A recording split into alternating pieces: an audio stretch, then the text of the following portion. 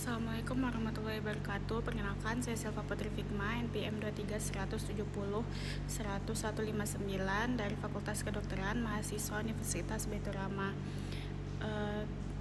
Saya akan mempresentasikan poster saya dengan judul Hubungan kadar HbA1c dengan neuropati diabetik berdasarkan Diabetic Neuropathy Symptom Score dan monofilament test pada pasien diabetes mellitus tipe 2. Mellitus tipe 2 merupakan penyakit metabolik kronis dengan prevalensi yang terus meningkat. Hiperglikemia kronis dapat memicu berbagai komplikasi, salah satunya neuropati diabetik yang merupakan komplikasi yang paling sering terjadi.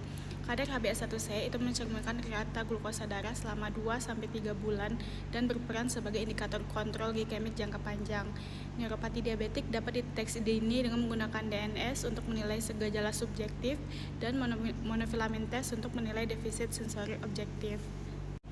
Adapun tujuannya itu untuk menganalisis hubungan kadar HbA1c dengan kejadian neuropati diabetik berdasarkan Diabetic Neuropathy Symptom Score monofilament test pada pasien diabetes mellitus tipe 2. Untuk metode itu ada jenis penelitian di mana itu ada studi literatur atau literatur review. Sumber data itu dapat dari PubMed, Scopus, Google Scholar. Untuk kriteria inklusi itu artikel menggunakan HbA1c neuropati diabetik, DNS dan monofilament test pada pasien diabetes mellitus tipe 2. Topik yang dikaji itu ada hubungan kadar HbA1c dengan neuropati diabetik berdasarkan DNS dan monofilament test. Total literatur review yang dikaji itu ada 32 artikel. Untuk mekanismenya, HbA1c yang tinggi itu bisa menunjukkan kontrol glikemik yang buruk yang dapat membuat hiperglikemia kronis.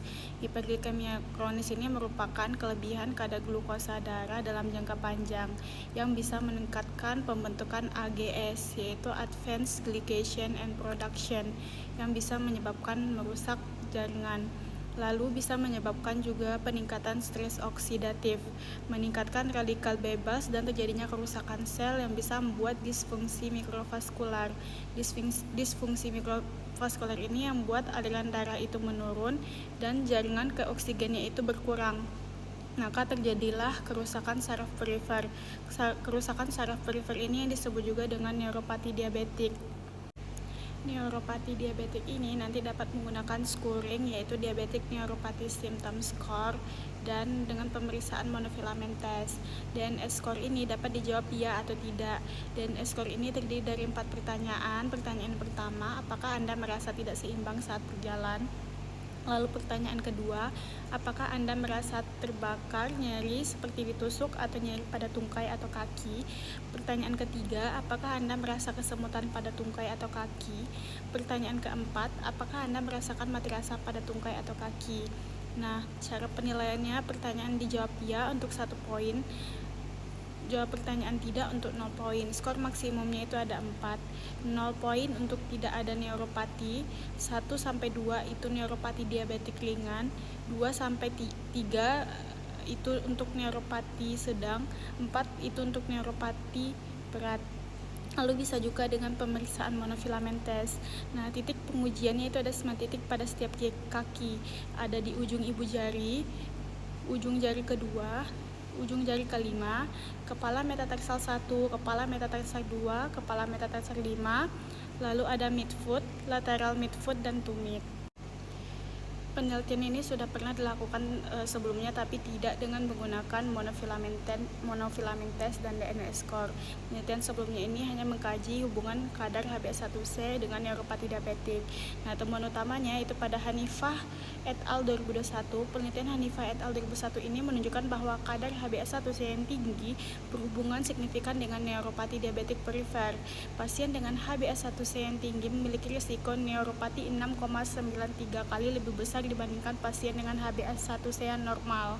Sebanyak 83,87% pasien dengan HbA1c tinggi mengalami penurunan nilai sural radial amplitudo rasio dibandingkan kelompok HbA1c yang normal.